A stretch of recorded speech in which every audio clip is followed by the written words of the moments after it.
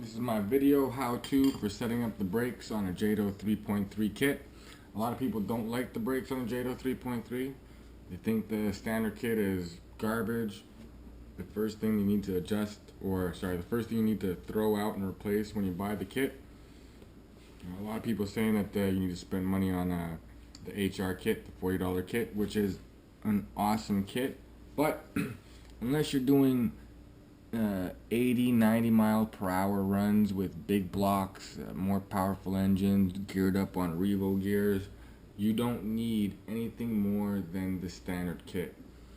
I think a lot of the people having problems with the kit have been poorly installed and are using techniques off other kits that, when carried over to the Jato, don't necessarily work as well. The two problems that I see people doing a lot is, number one, setting up drag brake and using a fuel tube on the brake line instead of the spring. Setting up drag brake basically is when you go off the throttle, when there's no brake or input being applied at all. The brakes are set up to have a little bit of a grab, so as soon as you let off the gas, they grab just a little bit even before you start applying the brakes. What this does is during that brief moment, it sends weight off the rear of the vehicle onto the front. Doing so gives more weight on the wheels that are going to be steering the vehicle, and this gives you more control. On the Jato, however, it just wears out the disc faster, keeps the disc hotter, and causes it to fade a whole lot quicker. This is a truck that goes very, very fast, 65 miles per hour right out the box. These are normally speeds that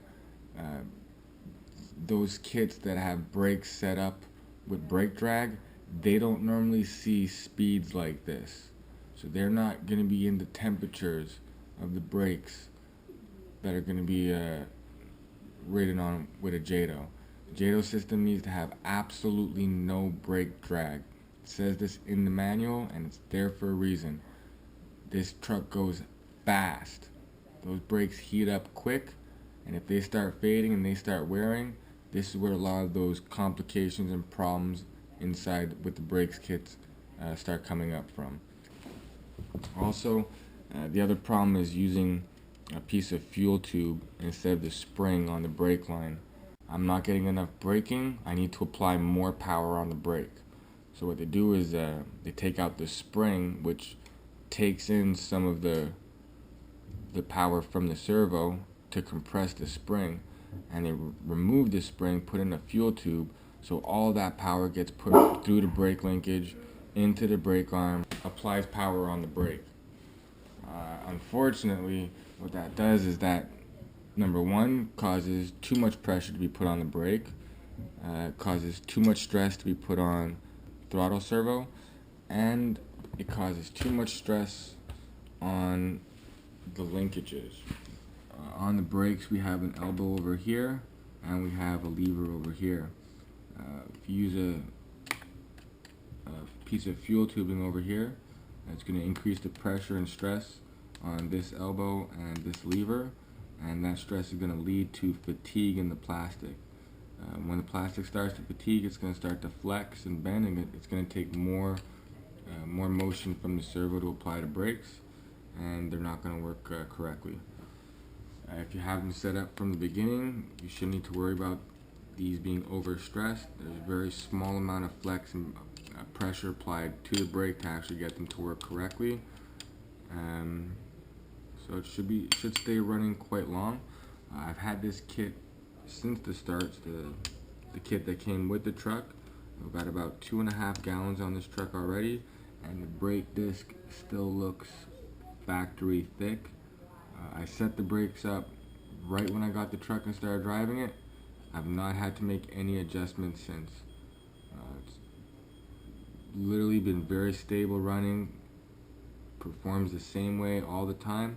I get the truck running and warmed up, and the way the brakes perform once the truck is starting and warmed up is the same way they perform after 4 or 5 tanks of fuel.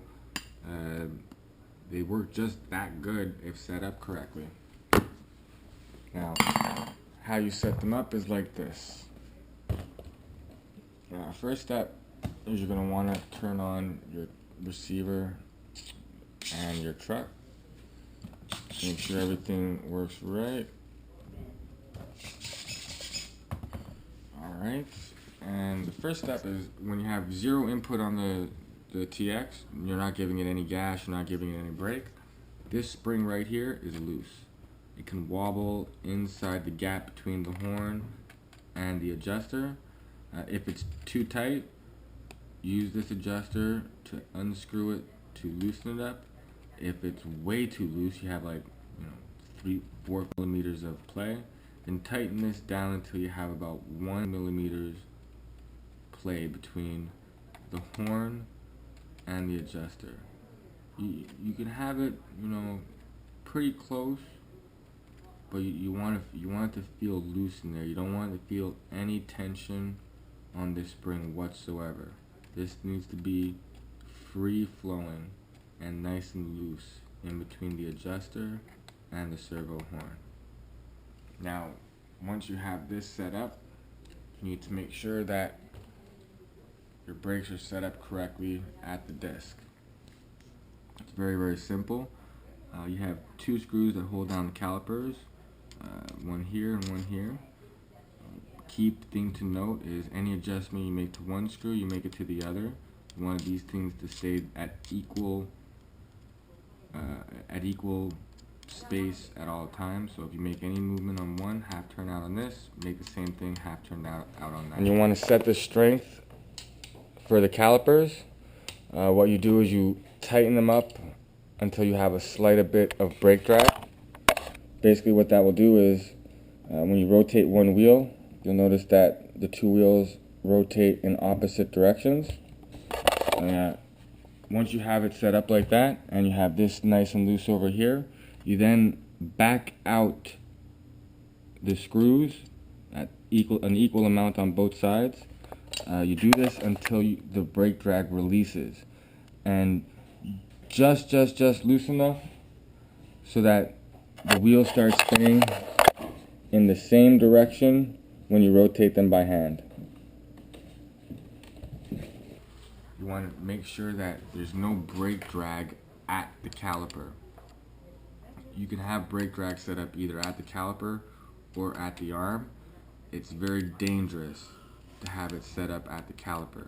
Loosen it up until when you rotate it, both wheels go the same direction. Simple as that. Next up, we need to make sure that the brakes are being applied once we give full brake. So you put the vehicle on the ground with everything on and simply apply full brake and move the vehicle. If your brakes are not tight enough, then these wheels won't lock up. If your brakes are tight, you'll see the back wheels locking up as you pull it.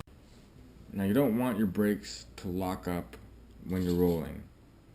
There's not as much load on the vehicle right now, so it's really easy for me to pull them and make them lock.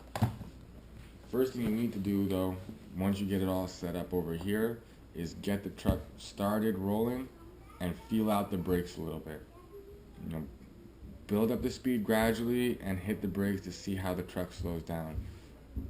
If at any point the wheels start locking up in the back end and you notice the back end spin around, loosen it up slightly right here.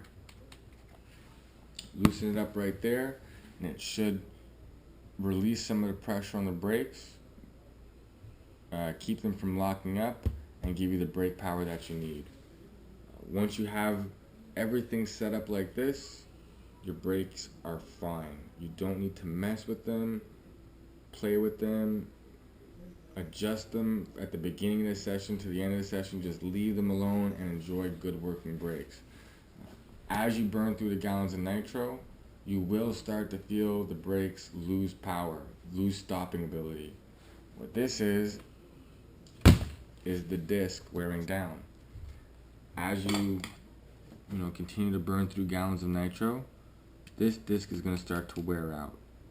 As it gets thinner, simply adjust the 2 screws holding the calipers to compensate. Make sure you do the same amount of adjustment on both screws at all times. So if you do one half turn, do the other half turn. As this wears out, simply tighten the caliper to compensate. At a point when this disc becomes too thin, you simply replace the disc with a new disc. Costs like $5, if that. So far, I have 2.5 gallons on this disc. It's the same one that came with the truck. Truck has 2.5 gallons on it, and I've not needed to make any adjustments on it whatsoever. It looks the same as when it came out of the factory, so I'm getting excellent life out of this disc. If you decide to upgrade to a different kit, like an HR kit, you don't need to unless you're putting a lot of aluminum parts all over the truck or putting in a big block to go crazy fast speeds. Unless you're doing that, you don't need anything more than the standard brakes. If you do decide to put in the HR kit, just simply set them up the same way. Make sure there's no brake drag. Make sure you're using the spring over there. Make sure they're tight enough to slow the truck down properly, but not so tight that they cause the rear wheels to lock up. Simple as that. Alright, I'm done talking.